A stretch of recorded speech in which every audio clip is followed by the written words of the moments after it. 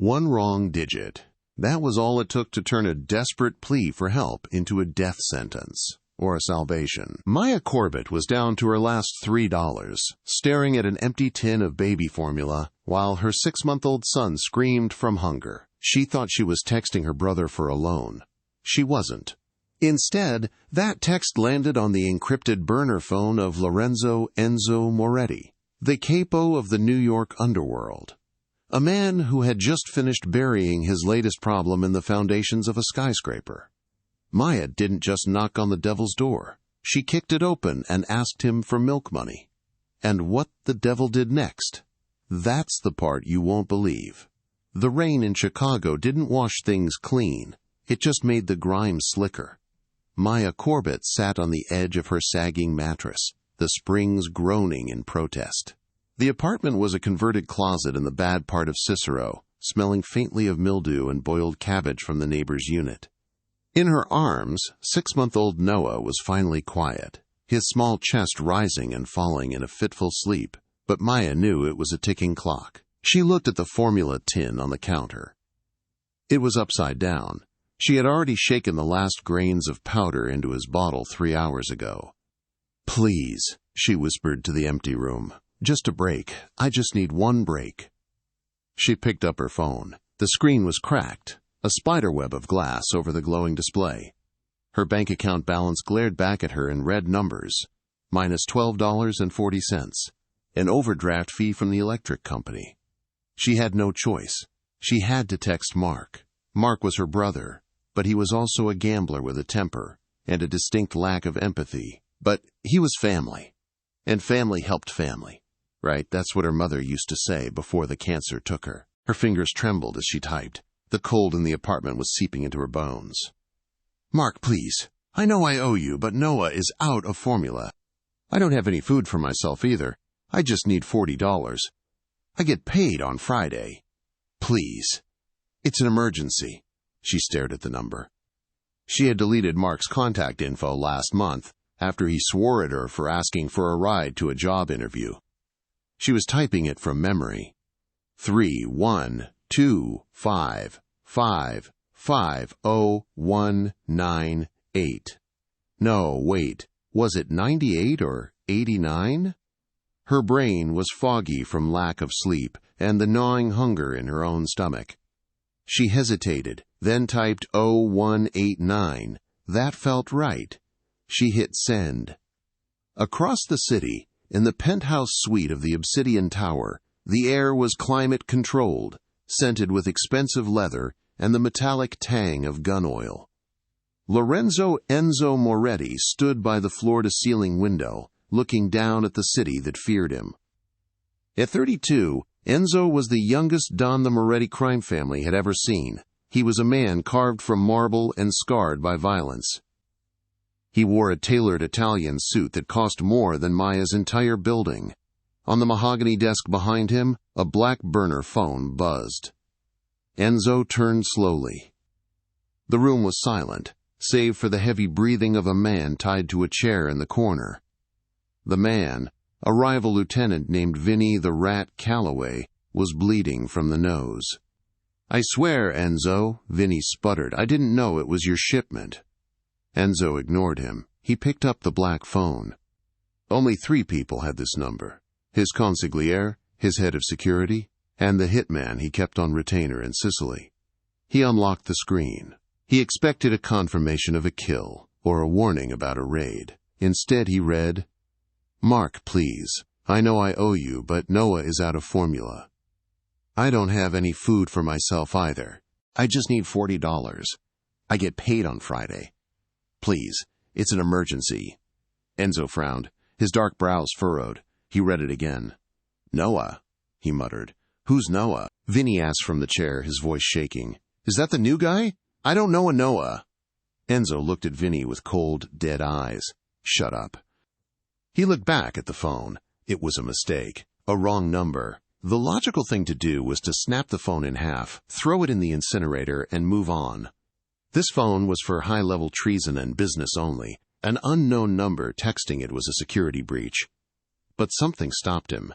Maybe it was the word formula. Maybe it was the desperation that leaked through the pixels. Or maybe it was the fact that for the first time in 10 years, someone was contacting him not out of fear or greed, but out of pure human need. He looked at Vinny, then back at the city lights. He felt a strange, impulsive tug in his chest. A challenge. He typed back, "Who is this?"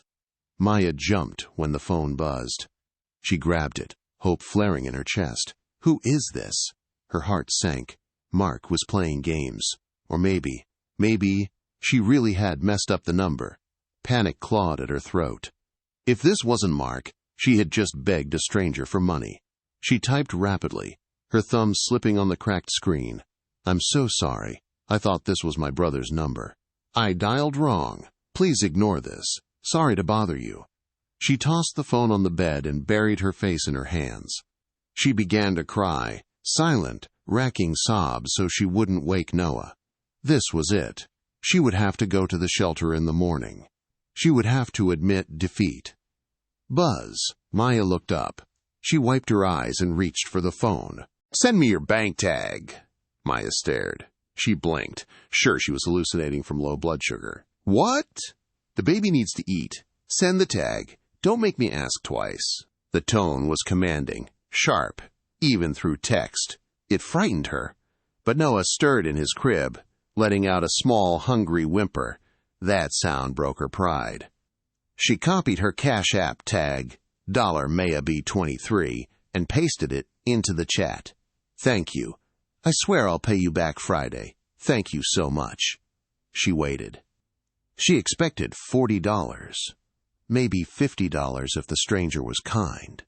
A notification pinged. "You have received a payment of $5,000 from unknown." Maya dropped the phone. It clattered onto the floor. She scrambled to pick it up, staring at the screen. $5,000. That wasn't milk money. That was rent for a year. That was a used car. That was a new life. "Oh my God," she gasped. "Oh my God." She typed back, her fingers shaking so hard she could barely hit the keys. "Sir, ma'am, you made a mistake. You sent too much. I asked for $40. I can't keep this. I'll send it back." The response came 10 seconds later. "Keep it. Feed the kid. Get yourself a steak. And delete this number." Maya stared at the screen until it went dark. She didn't delete the number. Instead, she saved it as Angel.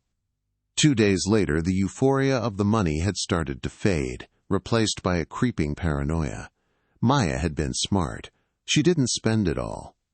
She bought 6 tins of the expensive hypoallergenic formula Noah needed. She bought diapers, fresh vegetables, and paid her back rent.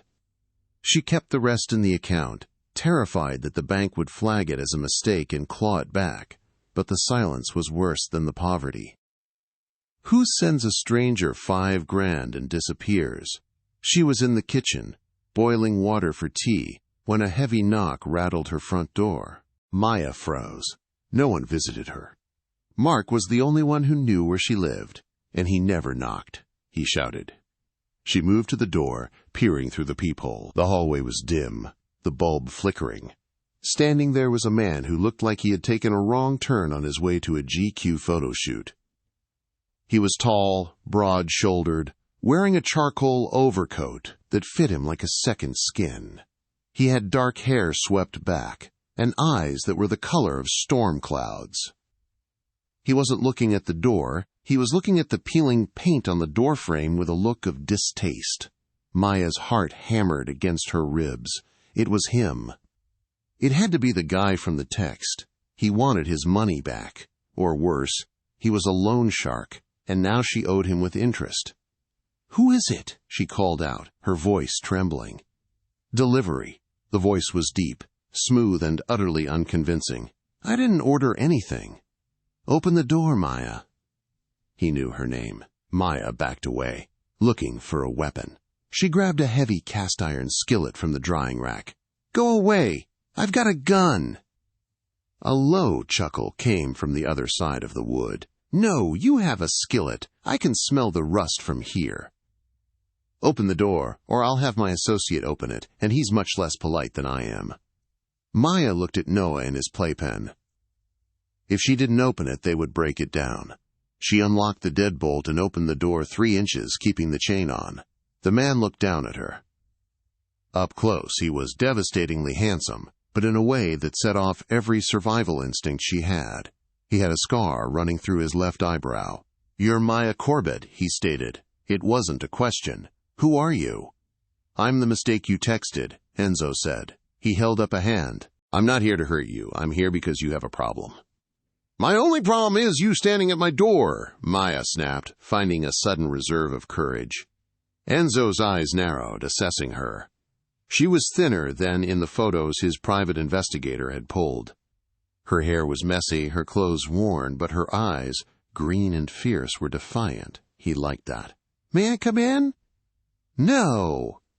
Enzo sighed. He reached into his coat pocket. Maya flinched, raising the skillet. He pulled out a folded piece of paper and slid it through the crack in the door. Maya took it. It was a printout of a text message conversation. Not hers. It was a conversation between her brother, Mark, and a man named Viper. "Mark, I can get the money. My sister, she's got a kid. I can use them as mules. Just give me another week. Viper, you have 24 hours, Mark. Or we take the sister as collateral." Maya felt the blood drain from her face. The room spun. "What is this?" "Your brother owes 50 grand to the Kovacs syndicate," Enzo said, his voice dropping to a serious, lethal register. "They are rivals of mine. They intercepted your text to Mark because they cloned his phone. They know you needed money. They know where you live." "Why are you telling me this?" Maya whispered. "Because," Enzo said, leaning closer to the crack in the door, his scent of expensive cologne and tobacco drifting in. "The Kovacs are sloppy. If they come for you, they'll hurt the kid, and I have a policy about children." "So you're a good guy?" Enzo smirked, a sharp, dangerous expression. "No, cara mia. I'm the bad guy. But right now, I'm the only thing standing between you and a very shallow grave." Suddenly, the sound of heavy boots echoed from the stairwell down the hall. Enzo's demeanor shifted instantly. The smooth charm vanished, replaced by a predator's alertness. He looked toward the stairs, then back at Maya. "Open the door," he commanded. "Now." "Why?" "Because they're here." As if on cue, a glass bottle shattered against the wall down the hall, followed by a rough voice shouting, "Apartment 4B! That's the sister!"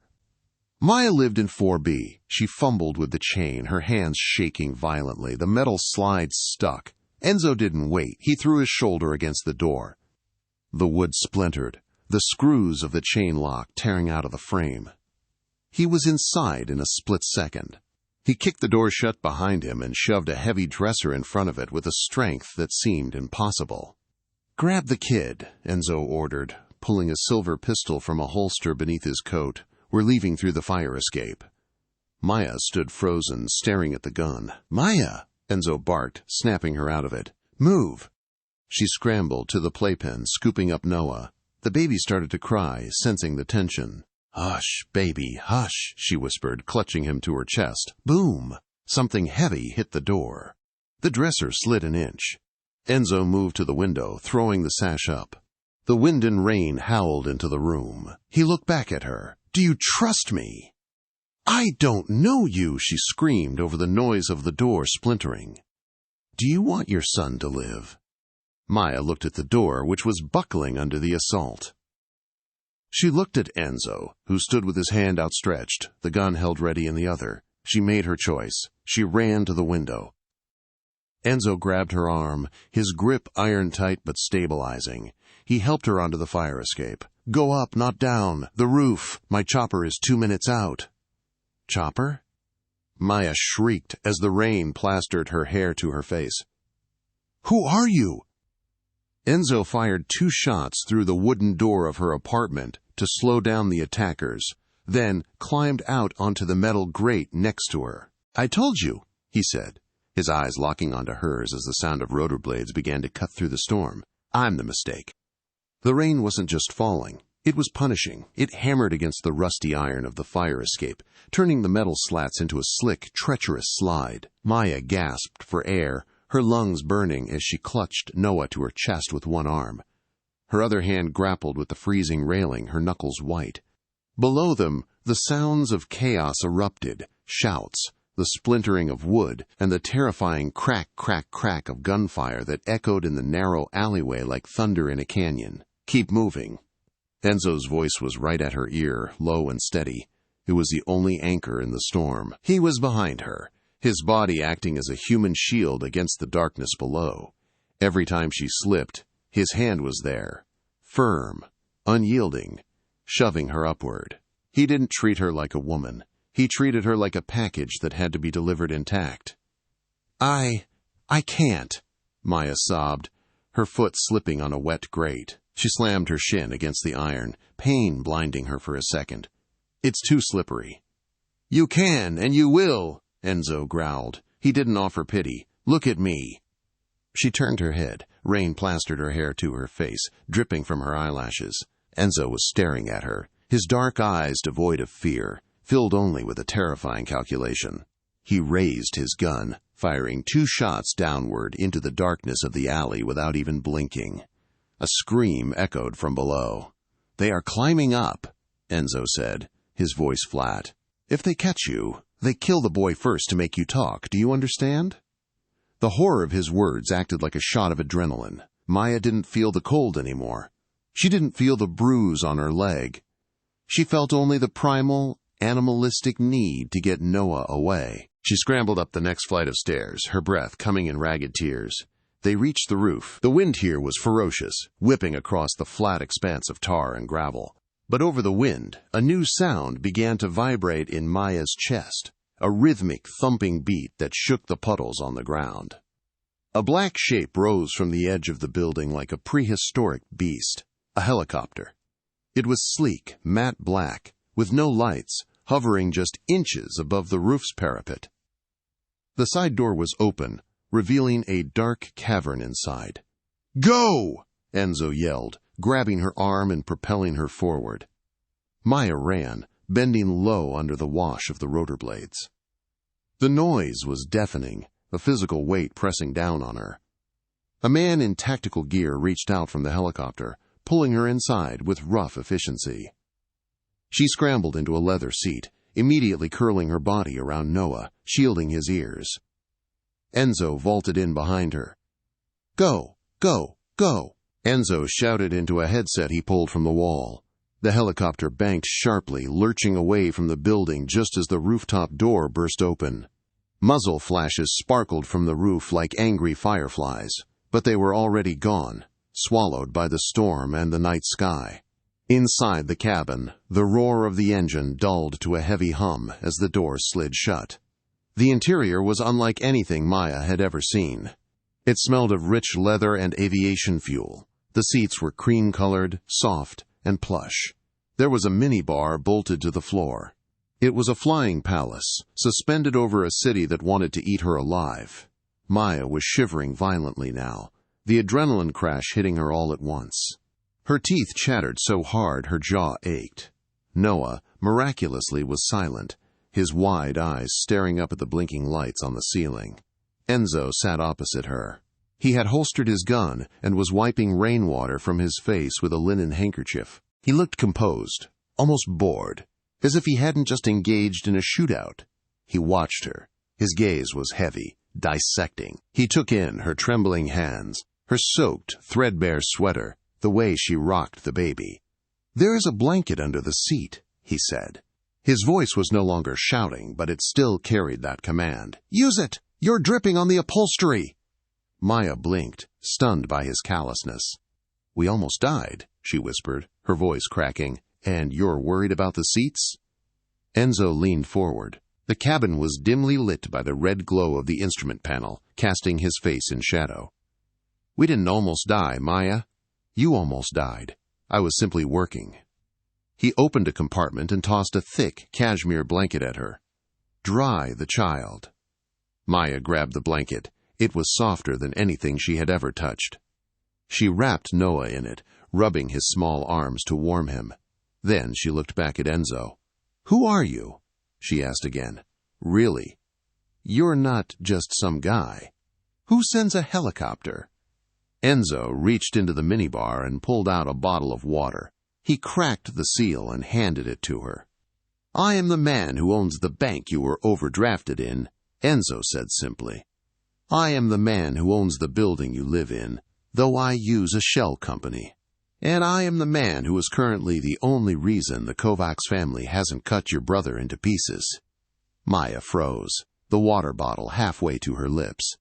"Mark, is he okay?" Enzo scoffed, a harsh sound. "Mark is a gambling addict who sold his own sister to cover a debt. He told the Kovacs that you were holding his stash of money. He lied, but they believed him." Tears welled in Maya's eyes, hot and stinging. "He wouldn't. He's family." "Family," Enzo repeated, tasting the word like it was poison. "Family is the first one to stick a knife in your back because they know exactly where to aim. Mark is currently in a holding cell in one of my warehouses. He is safe. For now." Maya slumped back against the seat, the fight draining out of her. She felt small, stupid, and incredibly alone. "Where are you taking us?" Enzo looked out the window at the sprawling lights of the suburbs fading into the darkness of the countryside. "To the only place the law and the lawless cannot touch you," he said. "Home." The flight took 40 minutes. When they descended, Maya couldn't see much through the rain-streaked windows, but she saw the walls. Great stone walls, 12 feet high, topped with floodlights and cameras, encircling a massive estate. As the helicopter touched down on a private pad, Maya saw the main house. It wasn't a house. It was a fortress disguised as a mansion. It was built of gray stone, looming and Gothic, with ivy clawing up the sides and tall, narrow windows that looked like eyes watching the dark. The rotors slowed. The door opened. "Leave everything," Enzo said, standing up. "My staff will handle it." "I don't have anything to leave," Maya murmured, clutching Noah and the diaper bag, the only possessions she had in the world. They were met on the tarmac by a phalanx of men in suits, holding large, black umbrellas. They moved in perfect synchronization, shielding Enzo and Maya from the rain as they walked toward the massive oak double doors of the entrance. Inside, the silence was absolute. The foyer was a cavern of black marble and gold leaf. A crystal chandelier the size of a small car hung from a domed ceiling. It was beautiful, breathtakingly so, but it was cold. The air was chilled, smelling of lemon polish and old money. Maya stood on the marble floor, her sneakers squelching, leaving muddy prints. She hugged Noah tighter. She felt like a stain on a perfect painting. A woman appeared from a side door. She was in her 60s, wearing a severe black dress, her gray hair pulled back in a tight bun. Her face was pinched, her eyes sharp and assessing. "Signore," the woman said, nodding respectfully to Enzo. Then her eyes slid to Maya, and the respect vanished, replaced by a mixture of confusion and disdain. "And guests." "Elena," Enzo said, unbuttoning his wet overcoat and handing it to a waiting guard. "Prepare the east wing, the guest room, and have supplies sent up for an infant. Formula, diapers, clothes, everything." Elena's eyebrows shot up. "An infant, signor? We have no such supplies." "Then get them," Enzo said. His voice didn't rise, but the temperature in the room seemed to drop 10 degrees. "Wake up the chef. I want hot food in 20 minutes. Soup, bread, something simple." "Yes, signore." Elena turned on her heel, her stiff posture radiating disapproval, and marched away. Enzo turned to Maya. "Follow me." He led her up a sweeping staircase, down a long hallway lined with oil paintings of men who looked just as dangerous as he did. He stopped at a heavy wooden door and pushed it open. "This is your room," he said. Maya stepped inside and gasped. The room was larger than her entire apartment. It had a 4-poster bed draped in white silk, a fireplace where a gas fire was already flickering to life, and a wall of windows overlooking the stormy grounds. There was a crib set up in the corner, an antique wooden crib that looked like it belonged in a museum. "Why do you have a crib?" Maya asked, turning to him. For the first time, Enzo looked uncomfortable. He shifted his weight, adjusting his cufflinks. It was mine. From a long time ago. Elena keeps everything. He walked over to the windows and pulled the heavy velvet drapes shut, sealing them in. "You will stay here," Enzo said, his back to her. "You do not leave this room tonight. You do not leave the house tomorrow. The grounds are patrolled by dogs and armed guards. If you try to run, they will stop you. If you go to the police, the Kovacs will find you within an hour. Do you understand?" Maya placed Noah gently in the center of the massive bed. She turned to face Enzo, her fear slowly hardening into anger. "So I'm a prisoner," she said. Enzo turned. He looked tired now. The adrenaline had faded, leaving him looking weary and burdened. "You are a guest who cannot leave. Call it what you want." "Why?" Maya demanded. She took a step toward him. "Why did you send me that money? Why did you come for me? You could have just ignored the text. You could have let me deal with my own mess." Enzo looked at her. He looked at the defiance in her jaw, the fire in her green eyes. He thought about the text message, "I just need milk money." He closed the distance between them. He was so tall she had to crane her neck to look him in the eye. He smelled of rain, gunpowder, and expensive sandalwood soap. "Because, Maya," he said softly, his voice a low rumble. "In my world, nobody asks for help. They ask for power. They ask for favors. They ask for mercy. But nobody ever just asks for help. It was honest, and honesty is a rare commodity." He reached out, his hand hovering near her face. Then he pulled back. "And because," he added, his eyes darkening, "you made a transaction. You accepted the $5,000. Maya frowned. "I told you I'd pay it back." "You can't pay it back," Enzo said. "Not in money. You accepted my money, which means you accepted my protection. And in this family, we don't do things halfway. The Kovacs insulted me by targeting you after you came under my wing. Now it is a matter of principle." He walked to the door, his hand on the brass knob. "Sleep," he commanded. "Elena will bring food. Tomorrow we discuss the terms of your employment." "Employment?" Maya asked. "You said you wanted to pay me back," Enzo said, a ghost of a smirk touching his lips. "I don't need money, but I do need a solution to a problem. And you might just be it." He stepped out and closed the door. The lock clicked. Maya stood in the silence of the luxury room. She walked to the door and tried the handle. Locked. She sank onto the floor, pulling her knees to her chest. She was safe. Her baby was fed. She was in a palace. But as she looked at the locked door, she realized the truth. She hadn't escaped the danger. She had just traded a pack of wolves for a lion. The morning sun didn't ask for permission. It simply invaded. It poured through the floor-to-ceiling windows of the guest suite, illuminating the dust motes dancing in the air and the rich cream of the silk sheets. Maya woke up with a start, her heart hammering a frantic rhythm against her ribs before her brain could even register where she was. Her hand shot out to the space beside her. Empty. Panic flared, white-hot, until she heard the soft, rhythmic gurgle from the corner. Noah was awake. He was standing in the antique crib, gripping the rails with chubby fists, staring at a sunbeam. Maya collapsed back onto the pillows, exhaling a breath she felt she'd been holding all night. The room smelled of lavender and wood polish, a stark contrast to the mildew and stale cooking oil of her apartment in Cicero. She climbed out of bed. Her clothes from the night before, muddy, torn, smelling of rain and fear, were gone. In their place, laid out on a velvet ottoman, was a simple white sundress and a pair of soft leather sandals. It wasn't designer flash. It was understated, expensive quality. There was a note. "Breakfast is at 8 a.m. Don't be late. E." Maya dressed quickly, the fabric feeling unnaturally light against her skin. She fed Noah with the formula that had been miraculously stocked on the dresser, changed him, and hoisted him onto her hip. She tested the door handle. It turned. The lock had been disengaged. The house was silent as a tomb.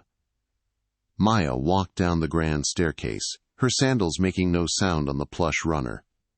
She followed the scent of roasted coffee beans to a sunroom at the back of the house. It was a glass-walled enclosure, looking out over acres of manicured lawn that ended in a dense, dark forest. Enzo sat at a round iron table, reading a newspaper. He wore a crisp white button-down, sleeves rolled to the elbows, revealing forearms roped with muscle and faint, jagged scars. He didn't look up as she entered. "You're 3 minutes late." "I have a baby," Maya said, pulling out a chair. "Babies don't operate on Mafia time." Enzo lowered the paper. His eyes were dark, rimmed with the shadows of sleeplessness, but his gaze was razor-sharp. He looked at Noah, then at her. "Sit," he said. A maid appeared from nowhere, pouring coffee into a china cup and placing a plate of fruit and pastries before Maya. It looked like a spread from a magazine, but Maya's stomach was tied in knots. "Where is my brother?" she asked, ignoring the food. "Mark is safe," Enzo said, taking a sip of espresso. "He is currently in a detox facility in Vermont, paid for by me. He won't be able to contact anyone, and more importantly, no one can contact him." Maya blinked. "You sent him to rehab?" "I sent him to a prison with therapy," Enzo corrected. "It was the only way to keep him from selling you out again. You're welcome."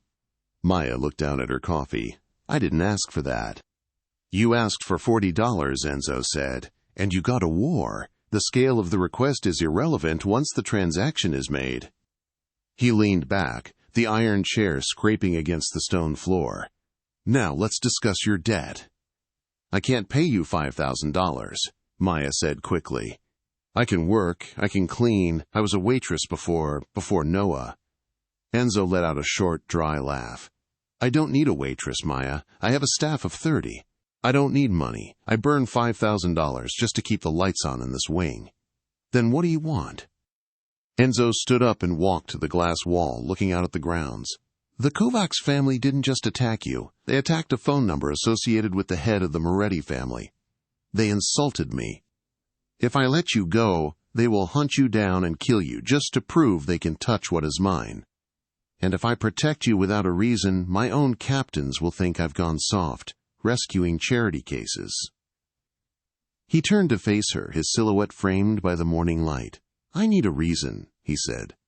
"A reason why the great Enzo Moretti would risk a turf war for a single mother from Cicero." Maya held Noah tighter. "What reason?" "Love," Enzo said. The word sounded foreign and metallic coming from his lips. Maya stared at him. "Excuse me?"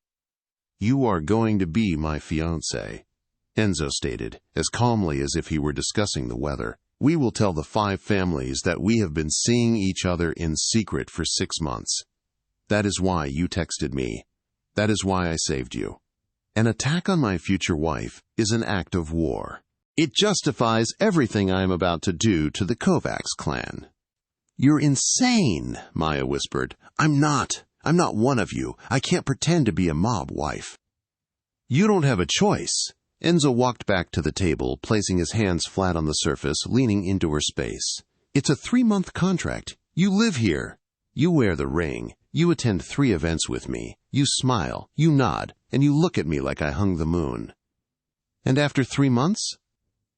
"The Kovacs will be dismantled. The threat will be gone. I will stage a public breakup, amicable, of course. You will leave with a new identity, a house and estate of your choosing, and a trust fund for the boy that will ensure he never has to wonder where his next meal is coming from." Maya looked at Noah. He was chewing on his fist, blissfully unaware that his mother was selling her soul. She thought about the empty formula tin, the cold apartment, the fear of Mark's debts. Then she looked at Enzo. He was dangerous, yes, but he was offering her the one thing she had never had: security. "What if I mess up?" she asked softly. "I won't let you," Enzo said. His voice softened, just a fraction. "I protect what is mine. For the next 90 days, Maya, you are mine." He reached into his pocket and pulled out a ring box. He flipped it open. Inside sat a diamond the size of a quail's egg, set in platinum. It was heavy, ostentatious, and terrifying. "Put it on," he commanded. Maya reached out, her hand trembling. She slid the cold metal onto her ring finger. It fit perfectly. Good, Enzo said, his eyes locking onto hers. Now eat your fruit. We have a gala to attend on Saturday. The next 48 hours were a blur of humiliating luxury. Maya was poked, prodded, and polished. A team of stylists, who refused to make eye contact and spoke in hushed Italian, descended on the estate.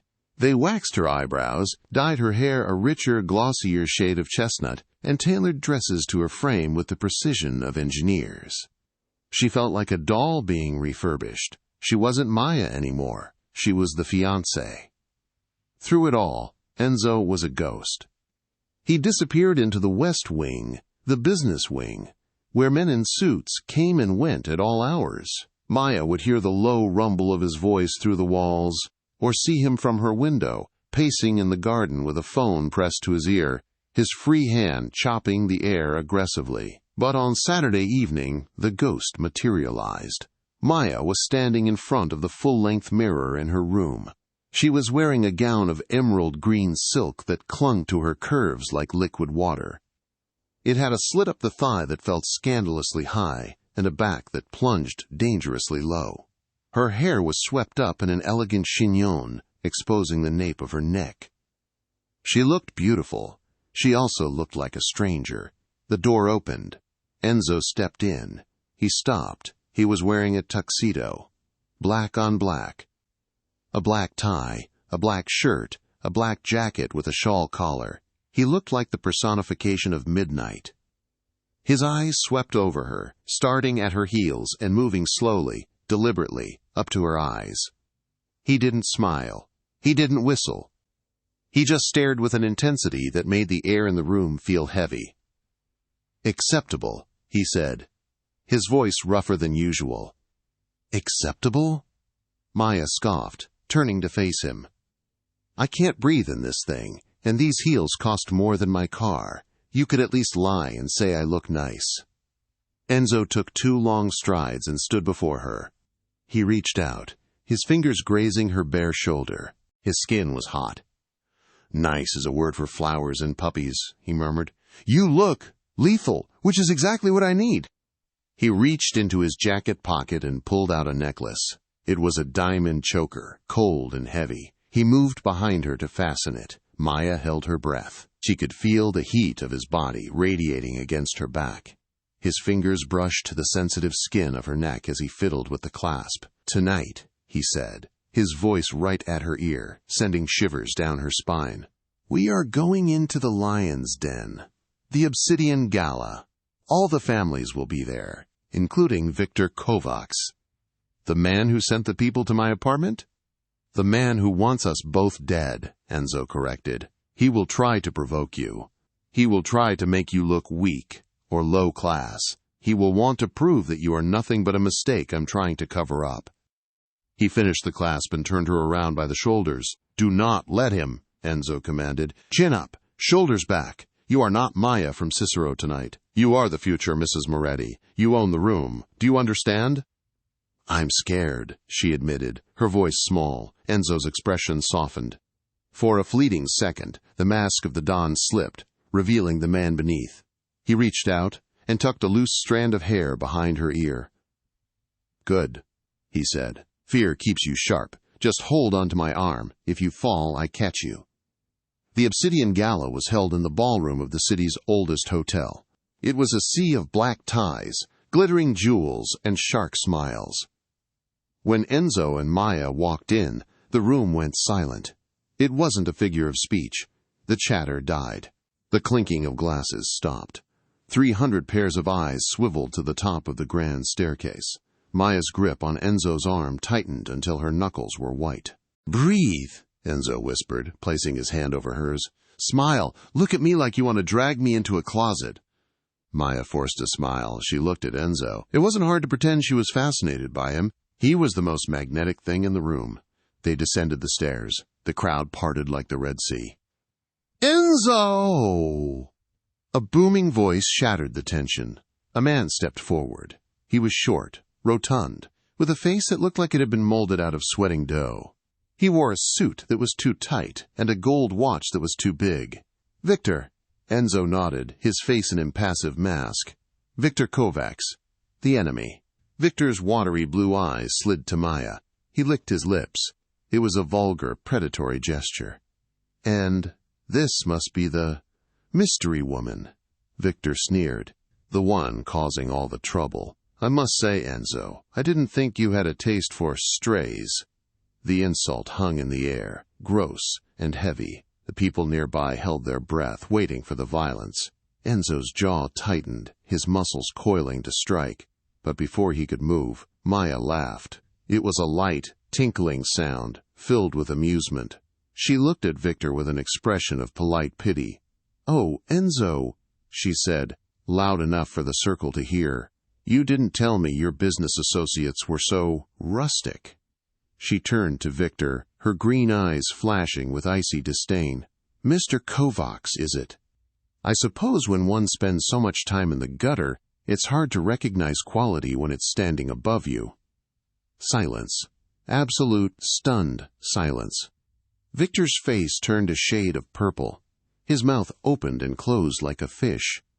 He had expected a frightened girl. He got a queen. Enzo looked down at her.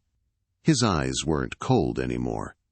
They were blazing with something that looked suspiciously like pride. "Come, darling," Enzo said, his voice rich with amusement. "Let's get a drink before the smell of desperation ruins your perfume." He guided her away, leaving Victor sputtering in their wake. As soon as they were out of earshot, near the bar, Enzo leaned in close. "That," he whispered, "was magnificent." "I think I'm going to throw up," Maya whispered back, her legs shaking. "Don't you dare!" Enzo chuckled. It was a real sound, deep and resonant. "You just castrated a capo in front of the entire commission. You are a natural." "I just channeled my mother," Maya said, taking a glass of champagne from a passing waiter and downing half of it in one gulp. She hated rude neighbors. The music swelled, a slow, heavy waltz. "We have to dance," Enzo said. "It's the tradition." He took the glass from her hand and set it down. He pulled her onto the dance floor. His hand settled on the small of her back, burning through the silk. She placed her hand on his shoulder. They moved together, a seamless unit. "You did well," Enzo said, looking down at her. "Is he going to kill us?" "He's going to try," Enzo said casually, spinning her around. "But tonight he can't touch us. Tonight you made him look weak, and in this world, weakness is worse than death." Maya looked up at him, the lights of the chandelier reflected in his dark eyes. For a moment, the noise of the party faded. It was just the heat of his hand, the scent of his cologne, and the strange, terrifying safety of his arms. "Enzo," she said. Thank you." He frowned slightly. "For what? Dragging you into a pit of vipers?"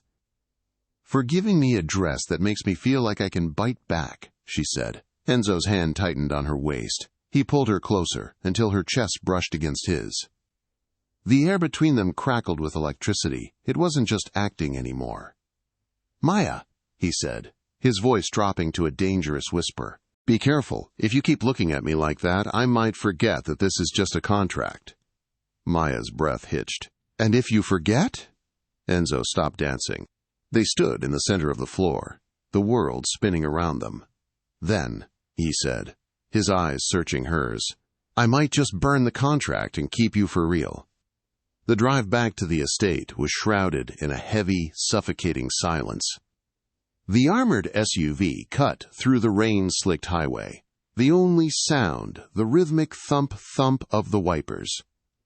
Enzo hadn't let go of Maya's hand since they left the ballroom. His grip was firm, possessive, resting on the velvet seat between them. Maya leaned her head against the cool glass, watching the city lights blur into streaks of gold and red. The adrenaline of the confrontation with Victor Kovacs was fading, replaced by a cold knot of dread. "He won't stop, will he?" Maya whispered, breaking the silence. Enzo didn't look at her. His eyes were scanning the road, the mirrors, the shadows. "No men like Victor don't stop until they are stopped." "And how do you stop him?" Enzo turned to her then. His eyes were abyssal, filled with a darkness she was just beginning to understand, permanently. Before Maya could respond, the world exploded. A concussive force slammed into the side of the SUV, lifting the 2-ton vehicle off the asphalt. Metal shrieked as they spun, the world outside turning into a kaleidoscope of breaking glass and spinning sparks. Maya screamed, but the sound was lost in the crunch of the impact. The car slammed into the guardrail, teetering over the edge of the embankment before crashing back down onto its wheels. "Down! Get down!" Enzo roared. He threw his body over hers, unbuckling his seatbelt in a split second. He was a wall of muscle and heat, shielding her as the windows shattered under a hail of gunfire. Pop, pop, pop, pop. Bullets sparked against the reinforced chassis, spiderwebbing the bulletproof glass but failing to penetrate. "Stay here," Enzo commanded, his voice devoid of fear, filled only with a terrifying calm. He pulled a handgun from his ankle holster and checked the chamber. "Do not move until I open this door." "Enzo, no!" Maya grabbed his lapel, tears streaming down her face. "There's too many of them." He looked at her, blood trickling from a cut on his forehead. He cupped her face with one hand, smearing a streak of crimson on her cheek. "They touched you," he snarled, his eyes blazing with a feral intensity. "They die!" He kicked the door open and rolled out into the rain. Maya curled into a ball on the floorboard, covering her ears. Outside, it sounded like war. Shouts, screams, and the deafening roar of gunfire. She thought of Noah, safe at the estate with Elena. She thought of the empty formula tin. She thought of the man who had just walked into bullet fire to save her. And then, silence. It stretched on for an eternity. The rain drummed on the roof of the ruined car. "Maya?" The voice was rough, breathless. The door was wrenched open. Enzo stood there. His tuxedo was torn, soaked in rain and blood. Some his, mostly not. He was breathing hard, the gun hanging loosely at his side. Behind him, on the road, 3 figures lay still. "Are you hurt?" He reached for her, his hands checking her arms, her face, her neck. His hands were shaking. The unflappable dawn was trembling. "I'm fine," she sobbed, throwing her arms around his neck, burying her face in his ruined shirt. "I'm fine." Enzo crushed her to him, burying his face in her neck. "I thought, when the car spun, I thought I lost you." He pulled back, gripping her shoulders. The rain washed the blood from his face, revealing a raw vulnerability she had never seen. "The contract," he said, his voice ragged. "It's void." Maya froze. "What?" "I cannot do this," Enzo said, shaking his head. "I cannot pretend. I cannot have you in this life just for show. It is too dangerous. I will send you away. Tonight, you and Noah. I will put you on a plane to Switzerland. You will be safe." "You're firing me?" Maya asked, a hysterical laugh bubbling up. "I am saving you," Enzo shouted, the rain mixing with the fury in his eyes. "Look at this. This is my life, Maya. Blood and rain and bullets. You are light. You are good. You don't belong here." Maya looked at the carnage on the road. Then she looked at Enzo. She saw the monster the world saw. But she also saw the man who bought hypoallergenic formula, the man who sat in the dark with her son when he cried, the man who had just shielded her body with his own. She reached up and took his face in her hands. "You're right," she said. "I don't belong here." Enzo closed his eyes, a look of agony crossing his face. "But," Maya continued, "I don't want to be anywhere else." Enzo's eyes snapped open. "I don't want Switzerland," she whispered, the rain soaking her gown. "I want you. The mistake. The monster. The man who saved us." "Maya," he warned, "if you stay, there is no going back. No exit strategy. You are mine. Forever." "Promise?" she asked. Enzo didn't answer with words. He kissed her. It was a kiss that tasted of iron and rain, a kiss that sealed a pact stronger than any Mafia code. It was a promise of protection, of possession, and of a love that had bloomed in the most unlikely of soils. He pulled away, forehead resting against hers. He holstered his gun. "Let's go home," Enzo said. "We have a son to feed." And that is how a wrong number changed the fate of the Chicago underworld. Maya Corbett didn't just get $40 for milk. She got a dynasty. Enzo Moretti defeated the Kovacs family, not just with guns, but because for the first time in his life, he had something worth dying for. They say in the underworld that love makes you weak, but looking at Enzo and Maya, ruling their empire from that stone fortress, it's clear that sometimes love just gives you a better reason to fight. It wasn't a fairy tale. It was messy, violent, and dangerous, but it was theirs. Wow, what a ride. I still can't believe she asked for $40 and got a Mafia Don. Now I have a question for you guys.